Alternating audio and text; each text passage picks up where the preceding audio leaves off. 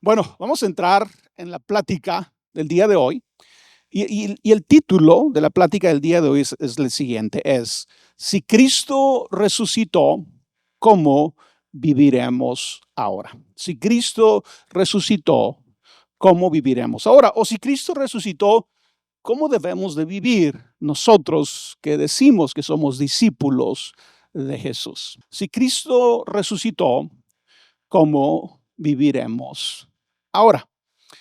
La resurrección de Jesús fue el evento que cambió para siempre la vida de sus seguidores, la vida de los discípulos de Jesús.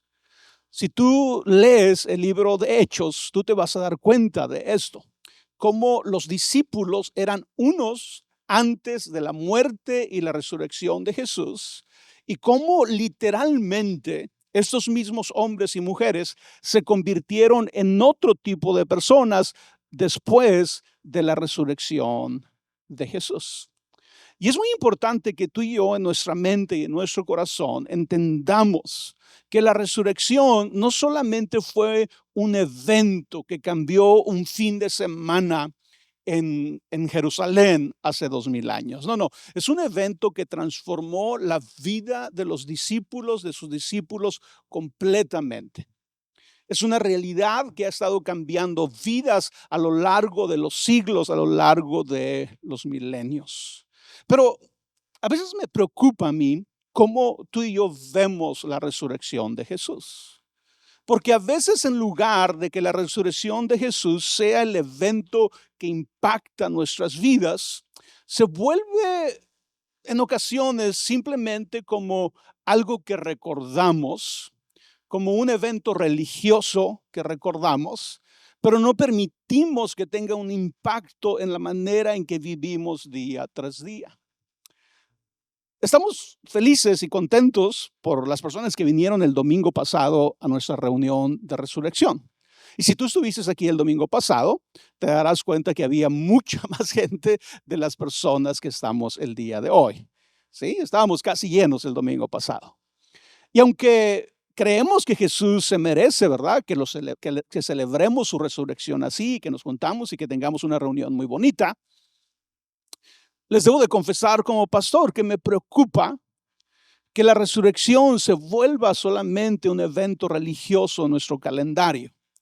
Que sí, estamos en la iglesia el domingo de resurrección, pero realmente la resurrección de Jesús no está teniendo un impacto en nuestro diario vivir, en la manera en que vivimos día a día.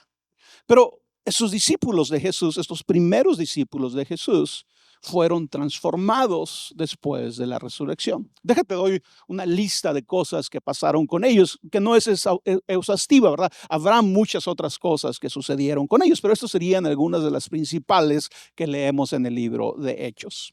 Por ejemplo, de la timidez para vivir su fe, pasaron a la valentía de compartirla con el mundo.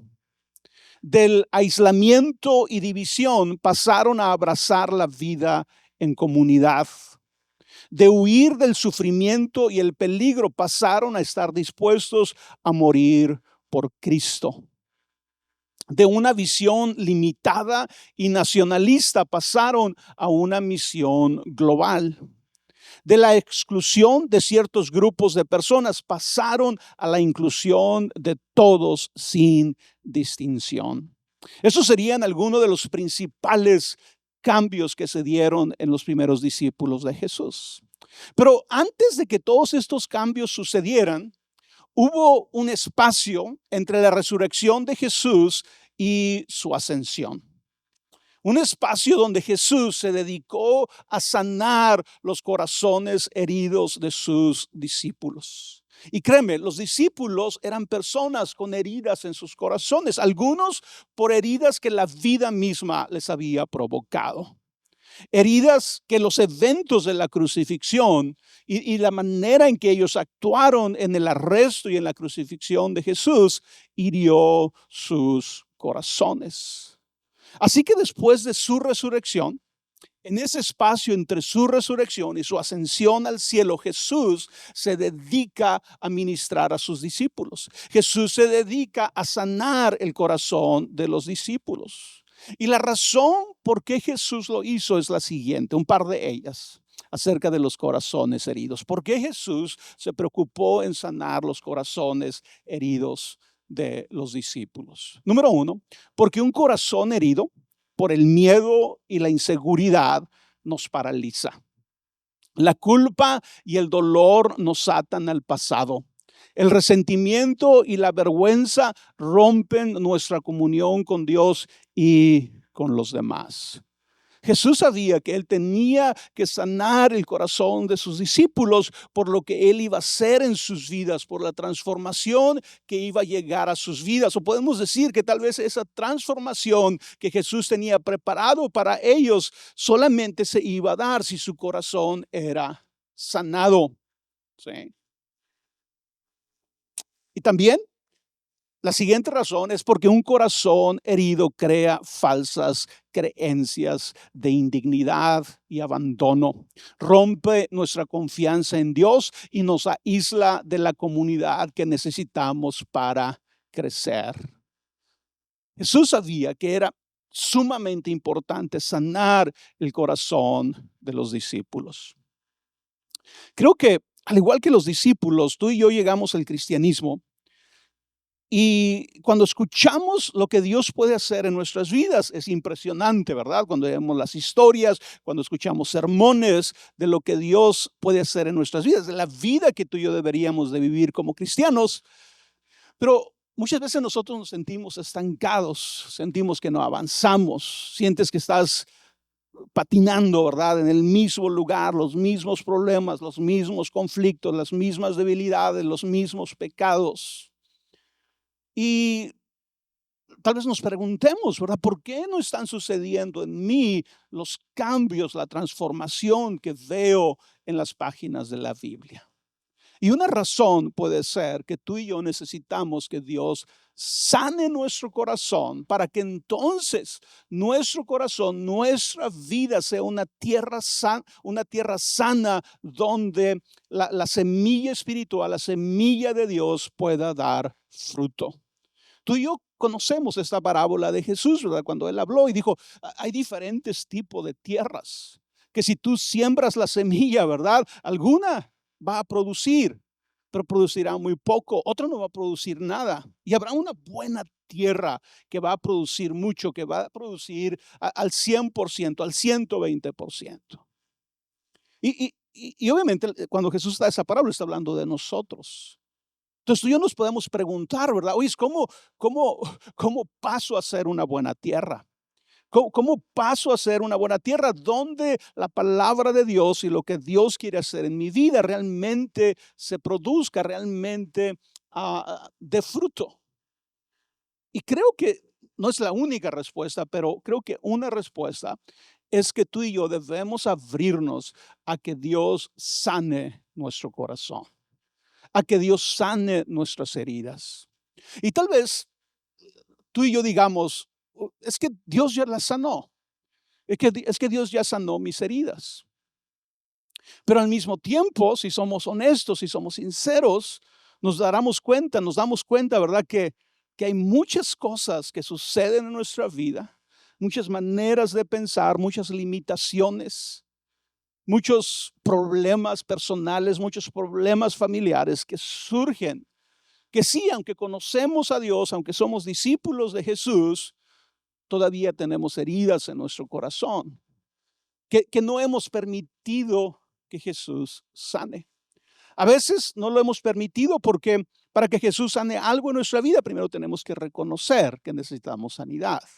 Y simplemente el proceso de reconocer que necesitamos sanidad en alguna área de nuestra vida puede ser demandante, puede ser algo que nos asuste. ¿Sí? En otras ocasiones puede ser el orgullo. Simplemente no queremos reconocer nuestra necesidad, nuestras debilidades, nuestros problemas. Pero sin duda creo yo que la mayoría de nosotros necesitamos que Jesús sane nuestro corazón. Así que el día de hoy quiero hablarte de esas interacciones que Jesús tuvo con sus discípulos entre su resurrección y su ascensión, y cómo todo lo que Jesús hizo esos días estaba enfocado en sanar el corazón de sus discípulos. Creo que muchas veces tú y yo podemos estar en la iglesia, podemos estar aquí, pero esas heridas de nuestro corazón no nos permiten avanzar, nos mantienen paralizados, nos mantienen en el mismo lugar. Y tenemos que dar oportunidad a que Jesús sane nuestros corazones. Ahora, tú y yo pensaríamos, pues si Jesús quiere sanarme, que me sane, ¿verdad? ¿Para qué me necesita a mí?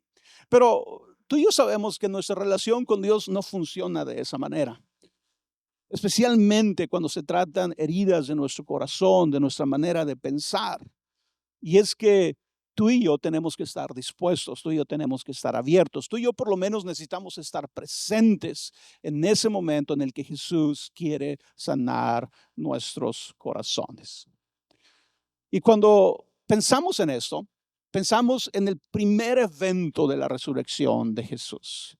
Cómo desde el primer día de su resurrección Jesús empieza este trabajo de sanar corazones heridos. Y empezamos con el siguiente. Jesús afirmó el valor de las mujeres y hoy afirma nuestro valor. Tú y yo leemos los evangelios, ¿verdad? Y leemos cómo los primeros testigos de la resurrección de Jesús fueron las mujeres. Es tan común para nosotros, ¿verdad? Porque no sabemos la historia, leemos la historia, ¿verdad? Y, oh, claro, fueron las mujeres las primeras que vieron a Jesús resucitado. Y no solamente fueron las primeras que vieron a Jesús resucitado, fueron las primeras que anunciaron la resurrección de Jesús. Y a veces tenemos que dejar que estas cosas que estoy diciendo, ¿verdad? Que obviamente están en las escrituras, caigan con el peso que tú y yo necesitamos que caigan. Tenemos que escuchar bien. Los primeros que fueron testigos de la resurrección de Jesús fueron las mujeres. Las primeras que proclamaron la resurrección de Jesús fueron mujeres. Sí. Y al aparecer primero a las mujeres, Jesús estaba declarando que los que han sido despreciados, ignorados o subestimados tienen un valor incalculable. El que Jesús apareciera primero a las mujeres en su resurrección no es un accidente, tiene un propósito. Está declarando algo, está diciendo algo. Tan relevante como cuando Jesús aparece a esas mujeres, al discípulo que le manda un mensaje es ¿a quién? A Pedro. Díganle a Pedro que he resucitado. ¿Y por qué Jesús está preocupado en Pedro? Nada más se le ocurrió en ese momento. No, él sabía por lo que Pedro había pasado al negar a Jesús. ¿Sí? Entonces, cuando Jesús resucita y se aparece primero a las mujeres, es porque Jesús está diciendo algo en ese hecho, en ese evento de aparecerse primero a las mujeres. Él está declarando algo. ¿Sí? En el tiempo de Jesús, las mujeres eran consideradas inferiores a los hombres. Y obviamente tú puedes decir, pues no solamente en el tiempo de Jesús, ¿verdad? En muchas sociedades actuales, ¿verdad? Y aún a veces en nuestra sociedad sucede esto. Pero en el tiempo de Jesús, las mujeres eran consideradas inferiores a los hombres. Y no solamente entre los judíos, entre los romanos, entre los griegos. En la cultura general de ese tiempo, hace 2000 años, las mujeres eran consideradas inferiores a los hombres, al punto que sus palabras, por ejemplo, no tenían ningún valor en un juicio, en una corte. ¿Sí? En un juicio, la palabra que tenía valor era la palabra de un hombre. Y Jesús decide aparecerse en su resurrección primero a las mujeres, que venían cargando históricamente con esta idea, ¿verdad? Aun si no lo creían por ellas mismas, la sociedad les imponía esta creencia: tú eres inferior a los hombres. Los hombres son los espirituales, los hombres son los que tienen esta relación directa con Dios, los hombres son a los que Dios va a usar. Pero en su resurrección, Jesús ve a las mujeres, decide aparecerse primero a ellas. Y eso debe ser algo que tú y yo lo vemos y dejamos que el peso de ese acto de Jesús caiga en nuestros corazones. No solamente si eres mujer, pero aún si eres un hombre que por la vida te has sentido menospreciado, te has sentido rechazado, te has sentido abandonado, tal vez por tus padres, tal vez por tus familiares, tal vez por personas que considerabas amigos o amigas y que te traicionaron y que de alguna manera te sientes que no tienes valor. Porque esa era la forma en que muchas mujeres vivían y crecían en la cultura del tiempo de Jesús. Pero sucede algo increíble. Cuando creemos que somos vistos, amados y llamados por Él, llamados por Jesús, Jesús comienza a sanar las heridas más profundas de nuestro corazón. Para empezar, Él sana la mentira de que no valemos nada. Tú y yo tenemos que el día de hoy abrazar esa realidad, porque esa es la declaración de Jesús en su resurrección. Es lo que Él quiere hacer en nosotros el día de hoy, que destruyamos la mentira de que no valemos nada. Aun cuando personas nos lo han dicho. Aun cuando los eventos de nuestra vida pudieran estarnos diciendo que no valemos nada. Él también quita de nuestros corazones el rechazo, restaura nuestra dignidad y propósito. Las mujeres, cuando leemos los evangelios, ¿verdad? Y no es algo que podemos negar, no son sobresalientes en la historia de Jesús, ¿verdad? Todos sabemos, eran 12 discípulos, hombres, los discípulos de Jesús. Pero sí leemos historias, ¿verdad?, que estaban cerca de Jesús. María es el ejemplo primordial, ¿verdad?, de una mujer fiel, seguidora de Jesús. Pero había otras mujeres. María Magdalena, ¿verdad?, que fue la que vio primero a Jesús. Pero cuando Jesús asciende, cuando Jesús se va al cielo y manda al Espíritu Santo, la Biblia nos dice que estaban todos los discípulos reunidos y las mujeres estaban entre los discípulos. ¿Sí? Y yo creo que algo había pasado ya en la mente de las mujeres, ¿verdad? Ellas no pensaron, no, aquí solamente van a estar los hombres. Jesús dijo, ¿verdad? Vayan a este lugar, esperen hasta que sean llenos del Espíritu Santo. Y las mujeres no pensaron, oh, esas palabras son solo para los hombres. Algo ya había pasado en ellos, algo ya había pasado en ellas, en la manera en que ellas se miraban a sí mismas. Y cuando leemos la historia en el libro de Hechos del aposento alto, cuando el Espíritu Santo llega sobre los discípulos de Jesús, ahí están las mujeres. Y las mujeres reciben el Espíritu Santo igual manera que todos los hombres. Dios no hace distinción entre hombres y mujeres. Y aunque en el libro de Hechos, ¿verdad?, es cierto que la historia es primordialmente sobre los apóstoles, sobre los discípulos de Jesús, sí encontramos personajes y mujeres a lo largo del libro de Hechos que tenían posición de liderazgo en la iglesia, ¿sí? Y es importante ver eso porque algo estaba sucediendo en sus corazones. Jesús le dijo a las mujeres y nos dice a nosotros, tú vales mucho, tú eres importante, yo tengo un propósito para ti. Y como dije, ¿verdad? No necesitamos ser mujeres para entender que tú y yo necesitamos creer estas verdades. Tú y yo necesitamos despertar a la realidad de que valemos mucho para Jesús, de que somos importantes para Él, de que Él tiene un propósito para nuestras vidas. Tú y yo necesitamos que estas verdades realmente provoquen un fuego en nuestro interior, en nuestro corazón, en la profundidad de nuestro ser, para que despertemos a la realidad de la vida que tú y yo podemos vivir, a la realidad de la vida que Dios quiere para nosotros. Después de este evento de Jesús sanando el corazón de las mujeres, después lo vemos sanando el corazón de dos hombres. Jesús se dio a conocer en el camino a Emaús y hoy se da a conocer en nuestro camino. Porque lo que Jesús hizo con sus discípulos en esos días es lo que Él quiere hacer en nosotros el día de hoy. Después de su resurrección, Jesús se acercó, dice la Biblia, silenciosamente a dos discípulos que caminaban desilusionados, confundidos y tristes por lo que había pasado. Cuando Jesús se acerca a ellos y empieza a platicar con ellos, de hecho ellos le dicen, nosotros creíamos que Jesús, que este Jesús era el Mesías, era el Salvador, pero lo mataron, lo crucificaron.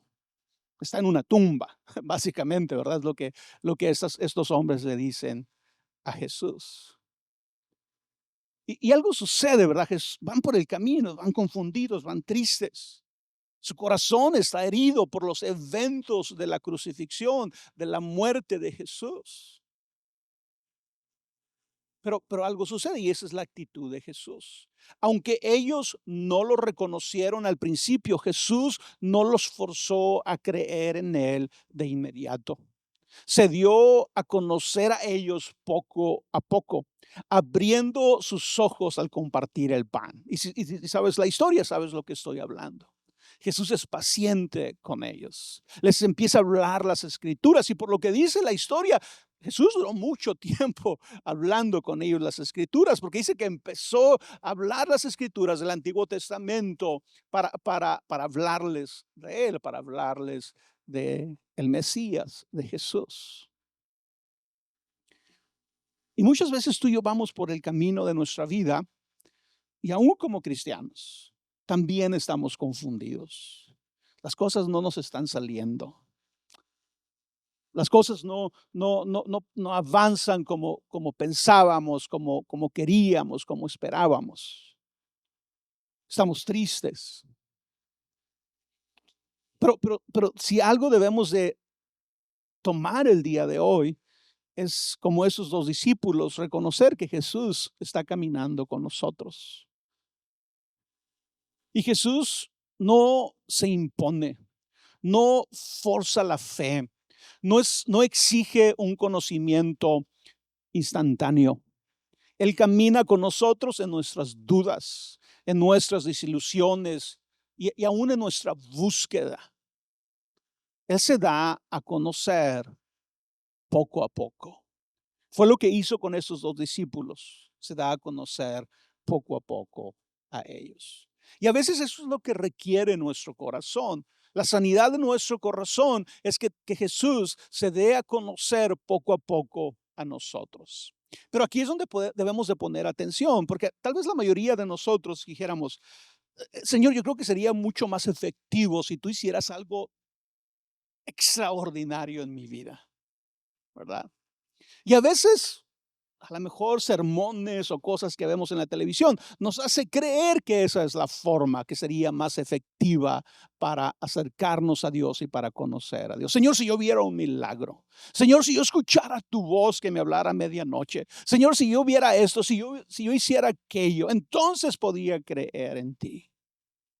Pero por alguna razón, Dios decidió que no iba a ser así. Jesús decidió que no iba a ser así.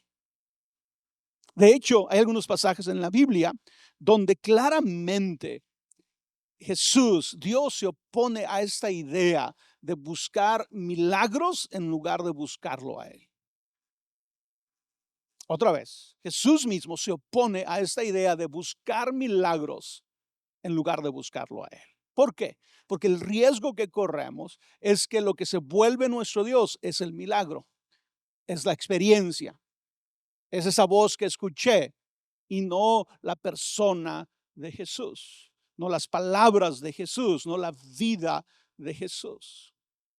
Pero Jesús, así como le sucedió a estos discípulos que iban caminando, confundidos, tristes, cuando nosotros vamos por el camino de la vida y estamos batallando con cosas, estamos confundidos, estamos tristes, Él se sigue acercando a nosotros.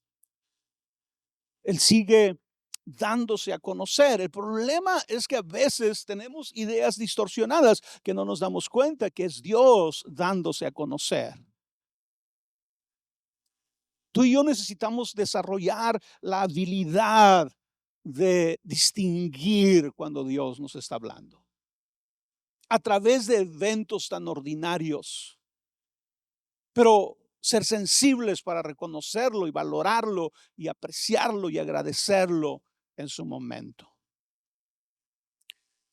Jesús se da a conocer, pero tenemos que ser sensibles, tenemos que estar con el corazón abierto.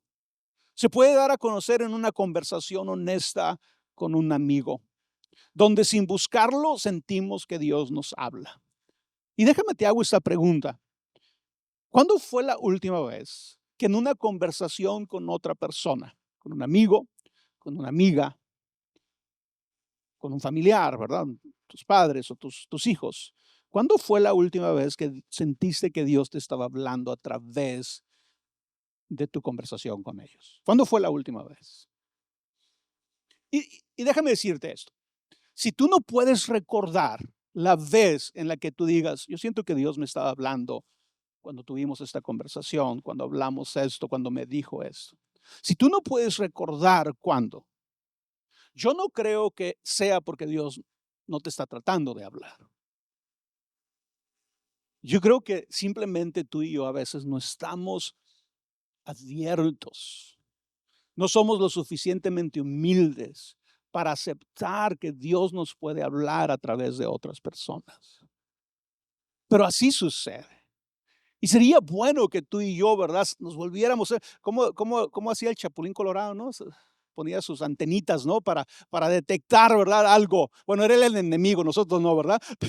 Pero tenemos que levantar las antenitas y decir, hey, ¿Dios me está hablando? ¿Esto es lo que Dios me quiere decir? A través de otras personas, ¿sí? Dios nos habla, ¿verdad? A veces cuando venimos a la iglesia, escuchas la plática, escuchas un sermón, una canción y dices, Dios me estaba hablando directamente a mí. Lo hace en cosas ordinarias, ¿sí? Nos habla cuando experimentamos el amor y la compasión de otras personas, cuando entendemos que no estamos solos, pero también conocemos a Dios, reconocemos a Dios cuando nosotros hacemos algunas cosas, cuando perdonamos, cuando servimos, cuando pedimos perdón por nuestros errores. Es la manera en que Jesús se encuentra con nosotros en el camino. Pero hay algo importante que tú y yo tenemos que hacer. Tú y yo necesitamos elegir abrir el corazón. Estos dos discípulos, mientras iban hablando con Jesús, dice la Biblia que algo empezó a pasar con ellos en su corazón. La manera en que ellos lo expresan, dice, mientras Él hablaba con nosotros, ardía nuestro corazón. Pero ¿cómo sabemos que su corazón estaba listo para reconocer a Jesús? Porque cuando llegaron al pueblo, fíjate cómo es Jesús, ¿no? Dice la Biblia que Jesús hizo como que se iba de largo. No que iba de largo, Él hizo como que iba de largo. ¿Y qué pasó con esos dos discípulos? Le rogaron que se quedara con ellos. Le rogaron que se quedara a pasar la noche con ellos. Le dijeron, ¿por qué? Ya está atardeciendo, quédate con nosotros. Esa es la parte que nosotros tenemos que hacer. Por eso les decía, ¿verdad? A veces queremos que Dios simplemente Él venga y haga todo. Pero imagínate que en este camino a Emaús los discípulos hubieran sido indiferentes. Que su corazón no se hubiera abierto. Que su corazón no estuviera ardiendo dentro de ellos. Probablemente cuando Jesús dijo, me voy, lo hubieran dejado ir. Pero porque algo estaba sucediendo en sus corazones mientras Jesús hablaba con ellos. Ellos le pidieron a Jesús que se quedara con ellos. Y fue en ese momento que cuando parte el pan, ellos lo pueden reconocer. Ellos pueden creer en Él. Ellos pueden ver a Jesús resucitado. Tal vez tú y yo, en nuestra vida cristiana, nos estamos quedando en ese punto y no hacemos nuestra parte, no damos nuestro paso, no le pedimos a Jesús que se quede con nosotros. Y nos perdemos la bendición que Él quiere para nosotros. Recuerda que Él siempre está tratando de encontrarse con nosotros en el camino de la vida. A medida que Él se da a conocer poco a poco en nuestra vida, su presencia nos irá transformando. Cuando los discípulos, esos dos discípulos, ven a Jesús, parte el pan y lo reconocen, ¿sabes qué pasó con ellos? Los planes que tenían, hacia dónde iban, se volvió secundario. Dice la Biblia que en ese momento se dan la vuelta, regresan a Jerusalén para hablar con los demás discípulos y decirles que Jesús había resucitado. ¿Y sabes cuál es ese concepto? Es el concepto o la idea del arrepentimiento, de cambiar nuestra vida. Ellos tenían planes, iban no sé a dónde, a Emaús, ¿verdad? Pero cuando Jesús se les revela, sus planes cambian y empiezan a caminar en otra dirección. Y es lo que tú y yo necesitamos empezar a caminar en otra dirección. Aun cuando somos cristianos, a veces tenemos que reconocer que ya es tiempo de que empecemos a caminar en otra dirección. Y no estoy hablando, ¿verdad?, del centro de nuestra fe, pero a veces de nuestra pasividad, de nuestro conformismo, de nuestra falta de pasión, de nuestra falta de entrega al Señor. Tal vez es momento de entender que necesitamos caminar en una dirección diferente. Luego Jesús sigue, ¿verdad? Porque cuando veo ese tiempo entre la resurrección y la ascensión de Jesús, es lo único que Jesús está haciendo, está sanando corazones. Él sabe que sus discípulos necesitan ser sanados. Él sabe lo que viene después, el Espíritu Santo va a venir, pero Él quiere que sus discípulos estén listos para recibir el Espíritu Santo. Él quiere que sus discípulos estén con un corazón abierto para lo que Él va a hacer en sus vidas. Y lo siguiente que hace Jesús es que Jesús ayudó a Tomás a creer. Y hoy nos ayuda a creer a nosotros en medio de nuestras dudas. ¿Sabes que las dudas es algo natural en la vida cristiana? A veces los cristianos, cuando escuchamos la palabra duda, nos asustamos, ¿verdad? ¿Cómo que está teniendo dudas? ¿Cómo que un cristiano puede tener dudas?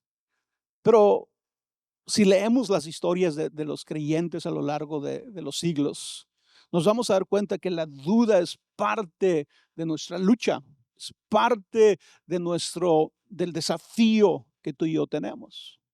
¿Sí? Y Jesús ayudó a Tomás a creer cuando tuvo duda. Así que viendo ese ejemplo, tú y yo podemos creer y abrazar la realidad que Jesús quiere ayudarnos cuando tú y yo dudamos. ¿Sí? Y esa fue la manera en que Jesús lo hizo con Tomás, ¿verdad? Después de que Jesús ya se había aparecido a sus discípulos y los discípulos le contaron a Tomás, ¿verdad?, de que habían visto a Jesús resucitado. Él dijo, yo no creo. Hasta que yo no vea a Jesús, hasta que yo no vea sus heridas, hasta que yo no ponga mi dedo en sus heridas, mi mano en sus heridas, yo no voy a creer. Pero Jesús, fíjate, no se enojó por las exigencias de Tomás. No rechazó a Tomás. Dice que unos días después Jesús se aparece otra vez a los discípulos y Tomás está ahí. Y fue cuando Jesús le dijo estas palabras. Le dijo, pon aquí tu dedo y mira mis manos. Y acerca tu mano y métela en mi costado. Y no seas incrédulo, sino creyente.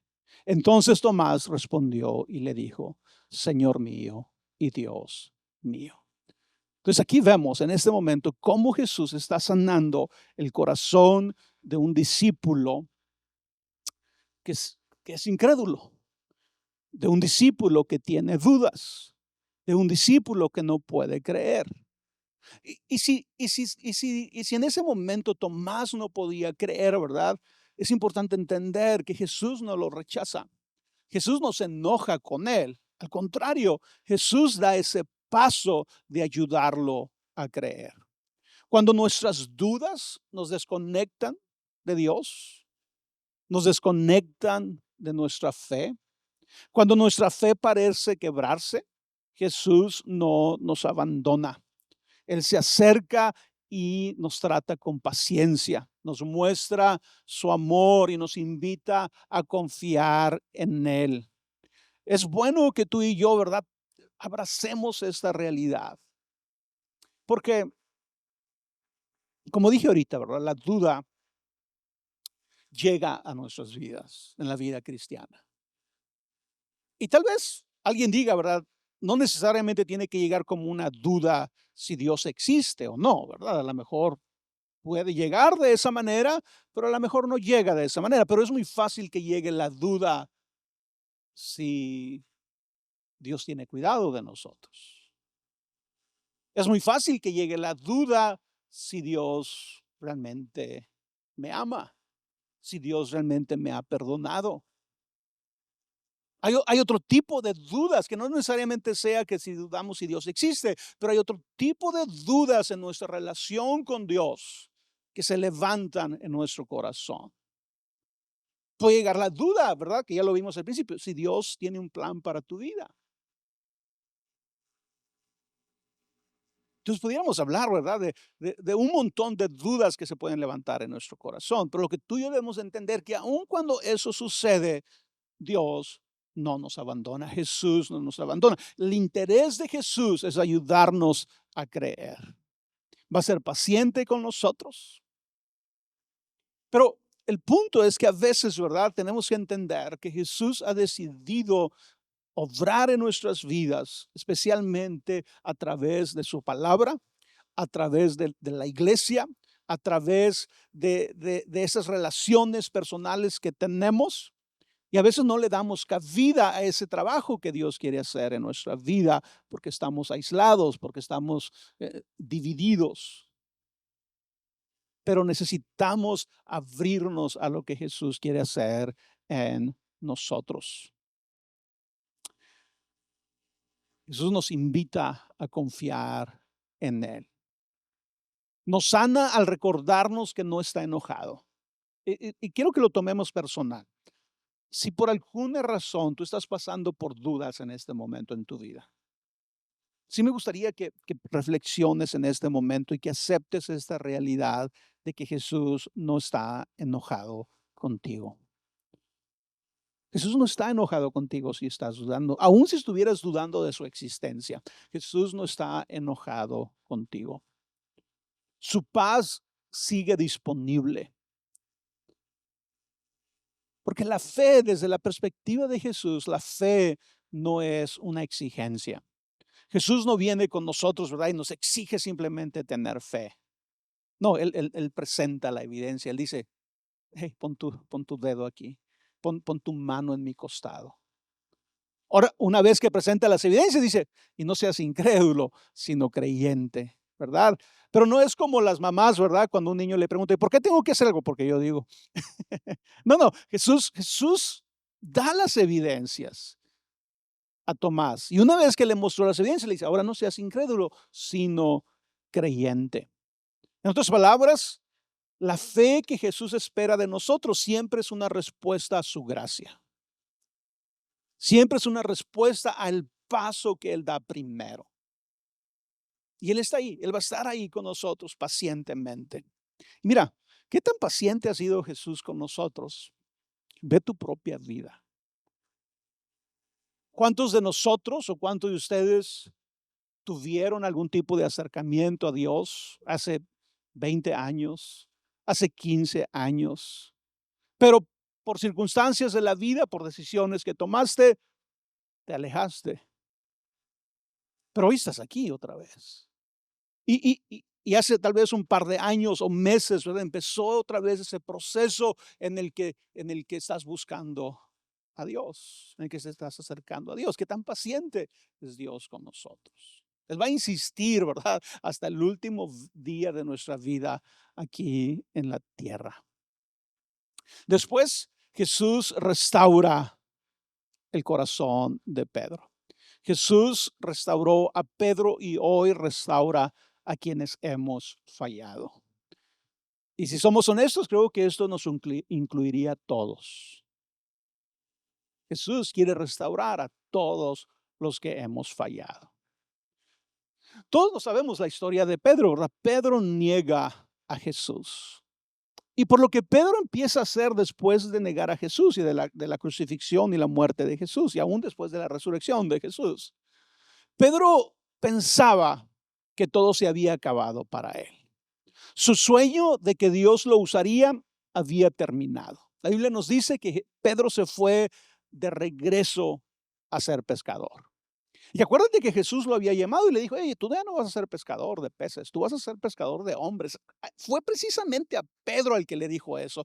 Tú ya no vas a ser pescador, vas a ser de peces, vas a ser pescador de hombres. ¿Y qué hace Pedro después de negar a Jesús? Se va a pescar peces. Regresa a su antigua vida. Y yo me imagino que Pedro está pensando: cometí el pecado imperdonable. ¿Cómo Dios me va a usar a mí? ¿Cómo yo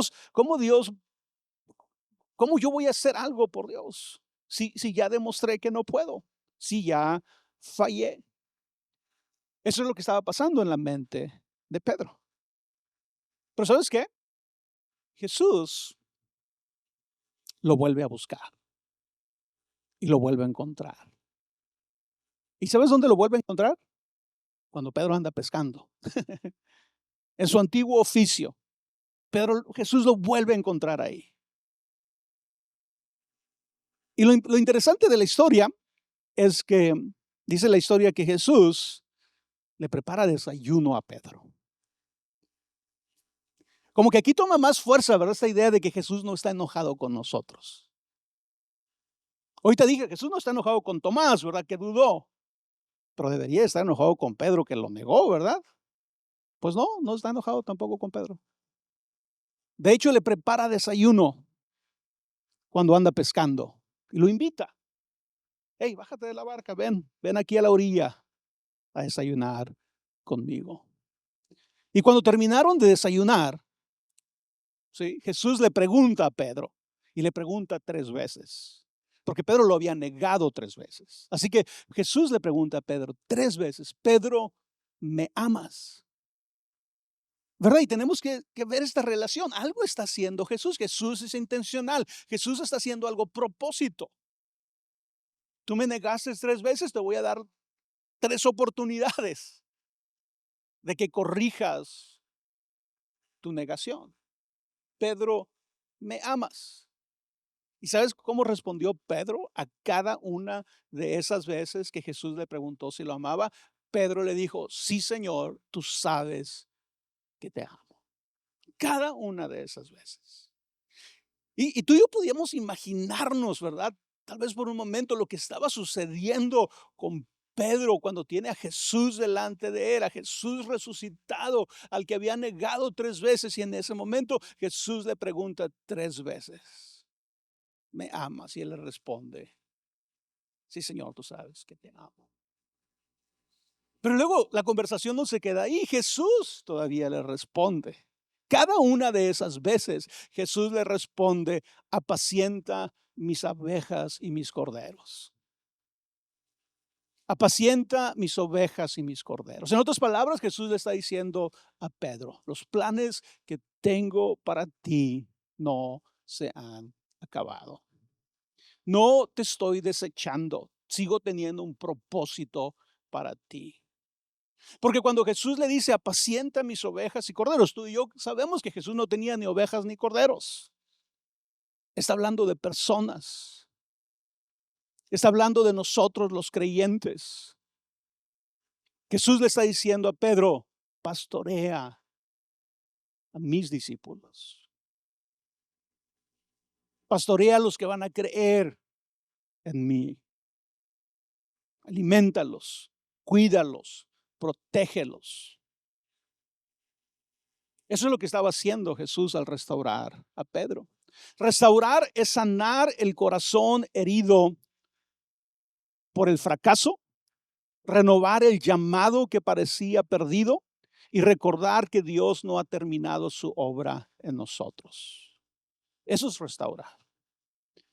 ¿Y sabes qué? Muchas veces, aunque tal vez tú y yo nunca hemos pensado que tenemos un llamado como el de Pedro, pero si eres creyente, has sido creyente por algún tiempo, en alguna área de tu vida tú has creído que Dios tiene un plan para tu vida. Y si no ha pasado, debe de pasar.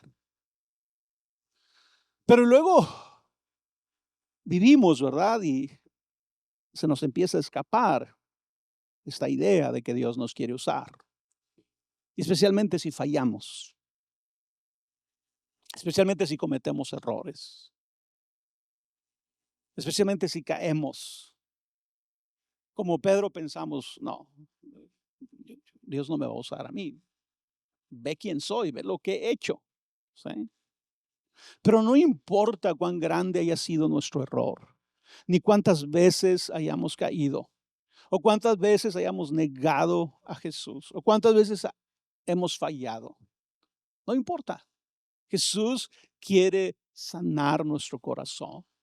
Jesús quiere restaurar nuestro corazón. Y la única medicina para no volver a fallar, para no volver a caer, es que Jesús sane nuestro corazón. Cuando Jesús restaura nuestro corazón, Él nos recuerda que seguimos siendo parte de su historia, de su plan. Jesús sigue sanando corazones. Y quiero que te quede presente, ¿verdad? Es lo que Jesús está haciendo entre su resurrección y su ascensión al cielo. Sanando corazones, preparando a los discípulos para lo que viene.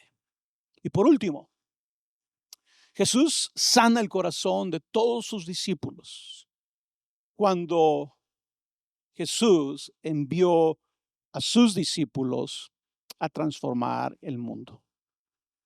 Y hoy nos envía a nosotros. Porque otra vez, ¿verdad? Por eso termino con esta frase en cada uno de estos puntos. Lo que Jesús hizo con sus discípulos hace 2000 años es lo que Él quiere hacer en nosotros. Y tal vez tú digas, oye Roberto, ¿cómo esto significa que Jesús estaba sanando el corazón de los discípulos? Y lo vamos a ver. Jesús les dijo, vayan y hagan discípulos míos en todos los países de la tierra.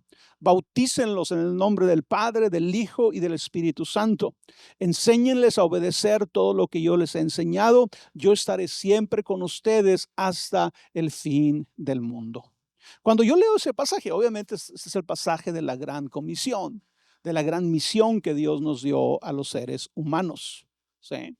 Pero esta misión, cuando los discípulos escucharon esta misión les hablaba de conectar su vida con la vida y la misión de Jesús.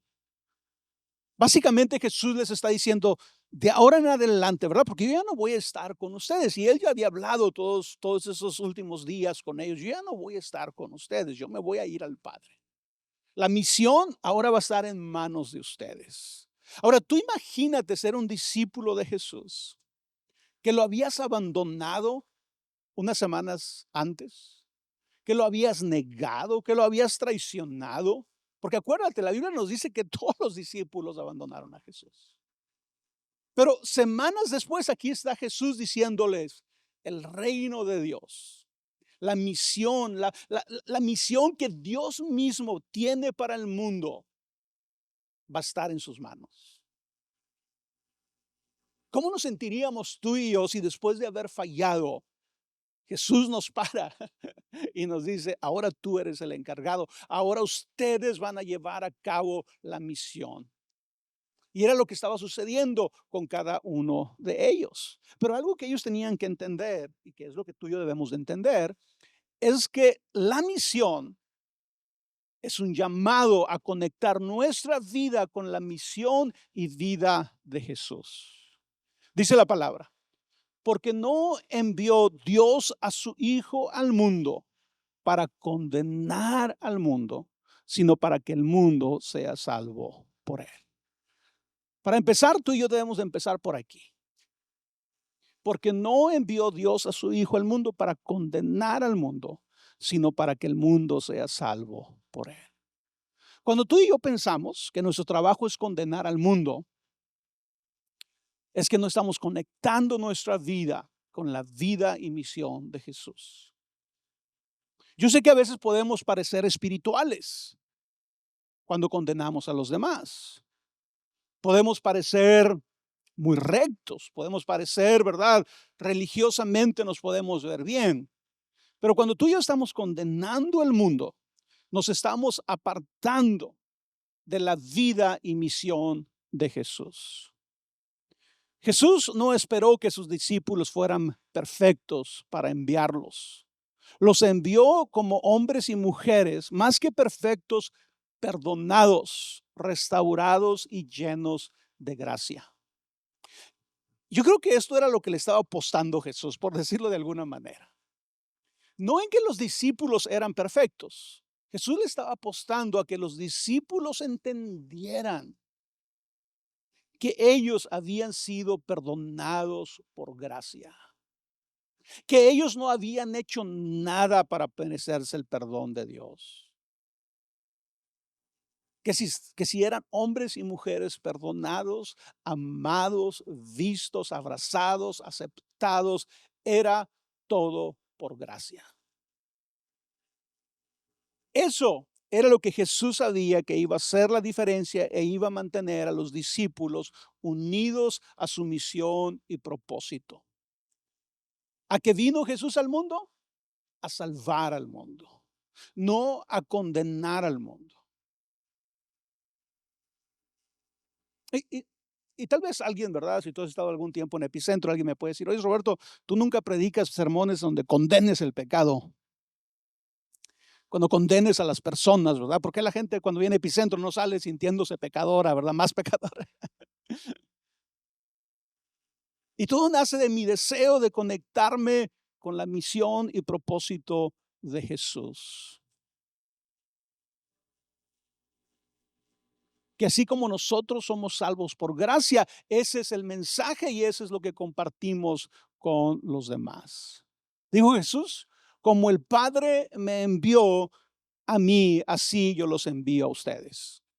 Entonces, si el Padre envió a Jesús a salvar al mundo y no condenarlo, ¿cómo nos envía Jesús a nosotros? De la misma manera, a salvar o anunciar el mensaje de salvación, no a condenar a los demás.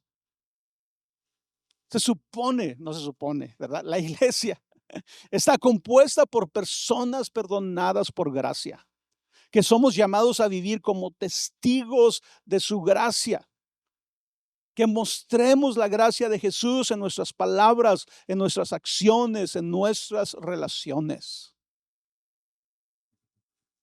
Pero la verdad es que en muchas ocasiones las voces más fuertes entre los cristianos son las voces que condenan a los demás. Son las voces que levantan el dedo, que apuntan, que juzgan.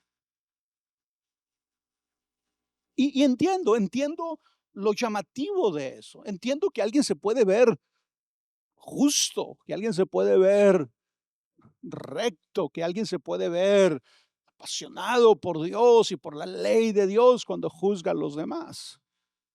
Esa era la actitud de los fariseos del tiempo de Jesús. Ellos cumplían, ¿verdad? Externamente con todo. Pero esa no es la misión de Jesús. La misión de Jesús es salvar al mundo. Cada vez que mostramos una vida marcada por el perdón, por la compasión, por la verdad, estamos cumpliendo esa misión. ¿Cómo anunciamos la misión? ¿Cómo hacemos discípulos en todas partes del mundo? Ejemplificando la vida de Jesús a través de nuestra vida, extendiendo la gracia que tú y yo hemos recibido y también hablando el evangelio, también proclamando la verdad acerca de Jesús. Que el día de hoy tú y yo podamos creer, podamos abrazar la idea de que Él nos ha sanado o de que Él quiere sanarnos, que Él quiere restaurarnos, que Él quiere enviarnos también a cada uno de nosotros. Como dije, ¿verdad? No para condenar al mundo, sino para anunciar que hay esperanza para todos. Cuando pensamos en esta idea de que Dios nos quiere enviar a llevar el evangelio, la salvación a otras personas. Tal vez algunos de nosotros tengamos dificultad, ¿verdad? Pensando, ¿cómo es posible que Dios me llame a anunciar el evangelio a otras personas? Y tal vez tienes en tu mente esta idea, ¿verdad? De tengo que ser pastor, tengo que ser un misionero, tengo que ser un evangelista, ¿verdad? Para decir que Dios me está llamando a anunciar el evangelio. Pero ¿sabes qué? Y tú y yo deberíamos de estar abiertos a esta realidad.